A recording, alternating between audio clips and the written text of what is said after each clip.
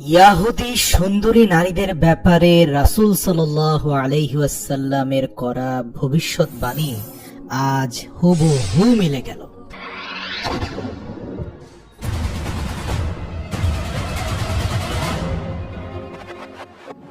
দর্শক, আপনারা কি আসলেই জানেন কেন ইসরায়েলি সেনাবাহিনীতে সুন্দরী যুবতী মেয়েদের নিয়োগ করা হয়? যুদ্ধক্ষেত্রে আসলে তাদের কাজটা কি? এই যে আইডিএফ অর্থাৎ ইসরায়েলি প্রতিরক্ষা বাহিনীতে যোগদানকারী মহিলারা কাজের জন্য এত বেতন পান এবং ইসরায়েলি সেনাবাহিনীতে যোগদানের জন্য এই সকল সুন্দরী নারীদেরকে কি কি পরীক্ষায় পাশ করতে হয় এবং কিভাবে তারা সৌন্দর্যের ফাঁদ পেতে তাদের গোপন মিশনগুলো সম্পূর্ণ করে তা জানলে অবাক হয়ে যাবে। রাসূলুল্লাহ সাল্লাল্লাহু আলাইহি ওয়াসাল্লাম আজ থেকে 1400 বছর পূর্বে বলে গিয়েছিলেন, ইয়াহুদীদের যুদ্ধ জয়ে অন্যতম অস্ত্র হচ্ছে তাদের সুন্দরী নারীদের তৈরি করা ফাঁদ। তোমরা অবশ্যই তা থেকে সতর্ক থাকবে। প্রশ্ন হচ্ছে, বিশ্বের বিভিন্ন দেশে সুন্দরী নারীদের দিয়ে ফাঁদ তৈরি করে থাকে বিভিন্ন গোয়েন্দা সংস্থা এবং মিলিটারি ডিপার্টমেন্ট, কিন্তু তার থেকে ইয়াহুদি নারীদের দ্বারা তৈরি করা ফাঁদ কিন্তু সবচেয়ে ভয়ঙ্কর এবং সবচেয়ে ইন্টেলিজেন্ট। এর কারণ কি জানেন? এ ব্যাপারে অনেক মুহাদ্দিসরা বলে থাকেন তারা আসমানি খাবার মান্না এবং সালোয়া খেয়েছে, যার কারণে ইয়াহুদি সুন্দরী নারীরা শুধুমাত্র সৌন্দর্যের ফাঁদেই ফেলতে পারে না, তারা তাদের সৌন্দর্য আর চোখের ইশারায় আরব নেতাদের এমন কুপকাত করে যে খুব সহজে তারা রাষ্ট্রীয় স্বার্থ সেই সকল আরব নেতাদের কাছ থেকে নিয়ে নেয়। তো চলুন আজকের ভিডিওতে তাদের গোপন মিশন সম্পর্কে অজানা সকল তথ্য জানা যাক। প্রিয় দর্শক, বিশ্বের মানচিত্রে ইসরায়েল একটা ছোট্ট দেশ, যার জনসংখ্যা মাত্র 90 লক্ষ, মানে 1 কোটিও কমপ্লিট হয়নি। আমাদের দেশে কিন্তু 18 কোটি। কিন্তু এত ছোট একটি দেশ প্রতিদিনই বিশ্বের সকল দেশের সংবাদ শিরোনামেই চলে আসে। একইভাবে ইসরায়েলি প্রতিরক্ষা বাহিনীও বিশ্বের মনোযোগের কেন্দ্রবিন্দুতে থাকে। ইয়াহুদি মহিলাদের একটা বড় সংখ্যা এই আইডিএফ এ কাজ করে। একটা নির্দিষ্ট বয়সে পৌঁছানোর পর, বিশেষ করে যখন মহিলারা যুবতী হয়ে যায়, তারপরে ইসরায়েলি মহিলাদের জন্য আইনগত রাষ্ট্রীয় বাধ্যবাধকতা রয়েছে যে তাদেরকে অবশ্যই একেবারে কম পক্ষে 2 বছর আইডিএফ এ কাজ করতেই হবে। এরপরে যদি তাদের ইচ্ছা হয় তবে তারা অন্য কাজ করতে পারে, তারা তাদের ক্যারিয়ার করতে পারে, কোনো সমস্যা নাই, কিন্তু সেনাবাহিনীতে 2 বছর থাকতেই হবে। এখন সেনাবাহিনীতে এই মহিলারা যখন যায় প্রশিক্ষণের সময়, ইসরায়েলি মহিলাদের প্রশিক্ষক কিন্তু কে জানেন? সেনাবাহিনীর অভিজ্ঞ পুরুষরা হয়ে থাকে। এই সময় থেকে ইসরায়েলি মহিলাদের সাথে এমন কিছু ঘটে যা সাম্প্রতিক সিএনএন, বিবিসি, আল জাজিরাতে বিশেষভাবে উঠে এসেছে। প্রিয় দর্শক, আজকের এই রিপোর্টে আপনারা বুঝতে পারবেন যে কতটা বিপজ্জনক এই ইসরায়েলের গোপন মিশনগুলো, কিভাবে পুরো বিশ্বের সাথে মোকাবেলা করার প্রস্তুতি নিচ্ছে তারা। আইডিএফ কে তাদের রাষ্ট্রীয় সাধারণ ভাষায় বলা হয় তাজাহিল। এতে 3 ধরনের বাহিনী অন্তর্ভুক্ত রয়েছে, অর্থাৎ নৌবাহিনী, বিমান বাহিনী এবং সেনাবাহিনী, যার প্রধান হলেন বরাবরের মতোই সেনাবাহিনী প্রধান। তো আইডিএফ এর প্রায় 2 লক্ষ সৈন্য রয়েছে যারা বিভিন্ন কাজ করে। তো এই 2 লক্ষ সৈন্যের বাহিনীর বাজেটই কিন্তু $30 বিলিয়ন। আপনি হয়তো জেনে অবাক হবেন যে আইডিএফ এর রিজার্ভ সৈন্যের সংখ্যা 4 লক্ষেরও বেশি, যাদেরকে যে কোনো জরুরি পরিস্থিতিতে ডাকা হতে পারে। আইডিএফ এর ভিত্তি 1950 সালে স্থাপিত হয়েছিল। শুরুতে এর বাজেট খুবই কম ছিল, এমনকি ইসরায়েলি সৈন্যরা কৃষি কাজ করে এবং অন্যান্য দিনমজুরির কাজ করে নিজেরা আবার পার্ট টাইম সেনাবাহিনীতে কাজ করত। কিন্তু ধীরে ধীরে তারা অনেক শক্তি সঞ্চয় করলো। বিশ্বের সবচেয়ে সফল বাহিনী হিসেবে এখন তারা বিবেচিত, যাদের কাছে বিশ্বের সর্বাধুনিক অস্ত্র এবং প্রযুক্তি রয়েছে। তাদের কাছে সারা জেট, যুদ্ধ বিমান এবং পারমাণবিক অস্ত্র রয়েছে। যুদ্ধ বিশেষজ্ঞদের মতে আইডিএফ বিশ্বের যে কোনো বড় বাহিনীর সাথে লড়াই করার সক্ষমতা রাখে।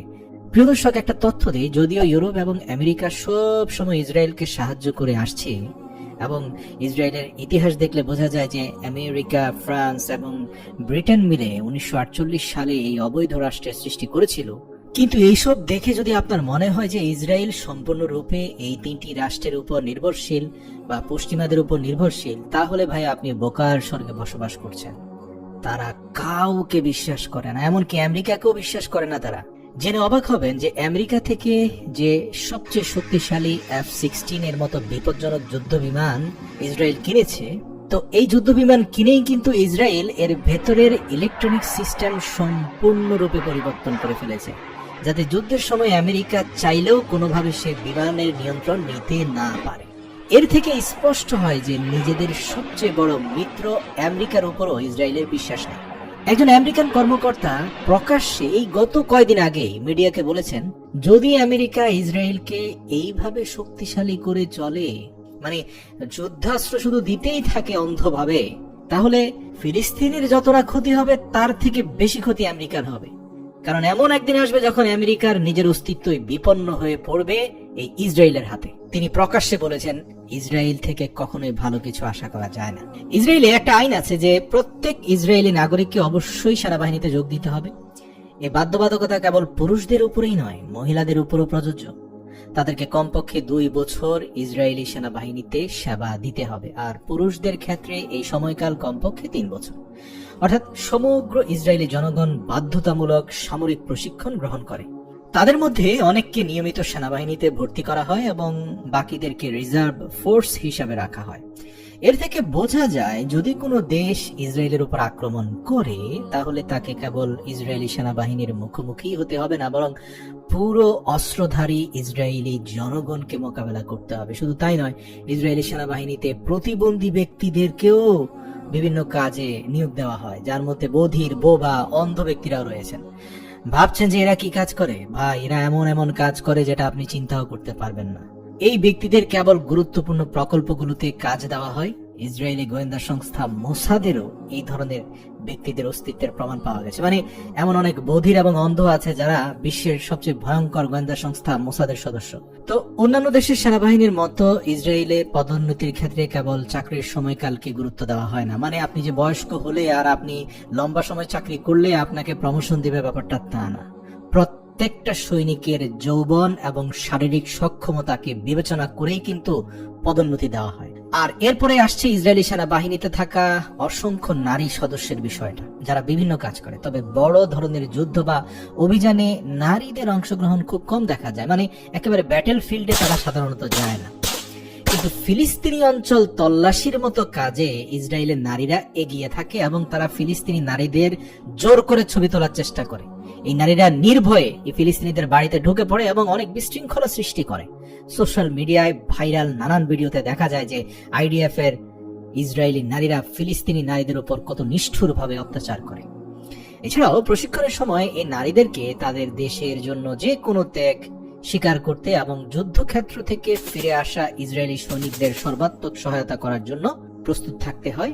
এটা ইসরায়েলি নারীদের উপর সেনাবাহিনী কর্তৃক বাধ্যতামূলক দায়িত্ব। তো এই কারণে যুদ্ধক্ষেত্র থেকে ফিরে আসা ইসরায়েলি সৈনিকদের জন্য আরাম আয়েশের ব্যবস্থা করা হয় এবং প্রতিটি বড় ক্যাম্পের মধ্যে একটা বিশেষ জায়গা তৈরি করা হয়, যাকে রিল্যাক্সড জোন বলা হয়। যুদ্ধক্ষেত্র থেকে ফিরে আসা ইসরায়েলি সৈনিকরা সরাসরি রিল্যাক্সড নামক সেই জায়গায় যায় এবং যেখানে আইডিএফ এর সুন্দরী নারীরা তাদের স্বাগত জানায় এবং তারা এই সব সৈনিকদের বিশেষ সেবা প্রদান করে থাকে। এটি তাদের প্রশিক্ষণেরই অংশ। এই সব কিছুই পরিকল্পিতভাবে করা হয়। যুদ্ধক্ষেত্র থেকে ফিরে এসে সৈনিকরা এই কুখ্যাত জায়গায় যায় এবং আইডিএফ এর নারী সদস্যরাও নিয়মিত পরিবর্তিত হতে থাকে তাদের মনোরঞ্জনের জন্য। ইসরায়েলি মিডিয়া খোদ নিজেরাই এই জায়গাকে অশ্লীলতার আড্ডাখানা বলে অভিহিত করেছেন। আপনি জেনে অবাক হবেন, এ নিয়ে নেতানিয়াহু সরকারের সাথে বিরোধীদের তুমুল বাকবিতণ্ডা হয়েছে, কেননা অনেক নারী সদস্যই এরকম নোংরা কাজে লিপ্ত হওয়ার জন্য অস্বীকৃতি জানিয়েছেন। কিন্তু কে শোনে কার কথা? তারা তাদের সিদ্ধান্ত বাস্তবায়নে এতটাই অন্ধ যে ভুল এবং সঠিকের ব্যাখ্যা তাদের মাথায় ঢোকে না। কিছুদিন আগে ইসরায়েলি একটি পত্রিকায় একটি রিপোর্ট প্রকাশিত হয়েছে, যেখানে স্পষ্টভাবে লেখা হয়েছিল যে ইসরায়েলি সেনাবাহিনীতে যোগদানের আগে ইসরায়েলি মেয়েরা নিরীহ থাকে এবং তাদের দৈনন্দিন জীবন সম্পূর্ণ ভিন্ন হয়। তারা একেবারে সাদাসিধা মেয়ে থাকে। কিন্তু যেই না তারা ইসরায়েলি সেনাবাহিনীতে যোগদান করে এবং অন্তত 2 বছর পরেও ফিরে আসে, তারা মানসিকভাবে একেবারেই ভেঙে পড়ে। তাদের চেহারা, শারীরিক পরিবর্তন হয়ে যায়, মানসিক পরিবর্তন হয়ে যায়, অস্বাভাবিক আচরণ দেখা যায় তাদের মধ্যে। এটি ব্যাপকভাবে সামাজিক সমস্যা সৃষ্টি করছে। এমনকি আইডিএফ থেকে আসা মেয়েদের বিয়ে শাদী নিয়েও সমস্যা হচ্ছে। প্রায়শই ইসরায়েলি মেয়েরা সেনাবাহিনীতে কাজ করে ফিরে আসার পর সবার আগে সরাসরি হাসপাতালে চলে যায়। বুঝতে পারছেন ব্যাপারটা কতটা ভয়ঙ্কর? ইসরায়েলের কুখ্যাত গোয়েন্দা সংস্থা মোসাদেও অনেক ইসরায়েলি মহিলারা কাজ করে, যারা পুরো বিশ্বে একটি প্রতারণার জাল বিস্তার করে রেখেছে। এটা আবার আরেকটা ডিপার্টমেন্ট। এরা কিন্তু নিজেদের ইচ্ছায় এই কাজটা করছে। আরব বিশ্ব থেকে শুরু করে ইউরোপ এবং এশিয়ার সংসদ পর্যন্ত এই মহিলাদের একটি ভয়ানক নেটওয়ার্ক তারা তৈরি করে রেখেছে। তারা অনেক আরব শাসককে তাদের সৌন্দর্য দ্বারা মুগ্ধ করছে এবং এই সব আরব শাসকদের দিয়ে তাদের ইচ্ছে অনুযায়ী কাজ করিয়ে নিচ্ছে এবং রাষ্ট্রীয় অনেক গোপন তথ্য সহজেই সংগ্রহ করছে। এই মহিলারা অস্বাভাবিক রকম বুদ্ধিমান এবং চতুর হয়ে থাকে। তারা অস্ত্রের চেয়ে বেশি তাদের মস্তিষ্ক এবং চোখকে ব্যবহার করে নিজেদের লক্ষ্য অর্জন করে থাকে। আরবের এক ডিফেন্স মিনিস্টার তো প্রকাশ্যে নিজেরাই এই জায়গাকে অশ্লীলতার আড্ডাখানা বলে অভিহিত করেছেন।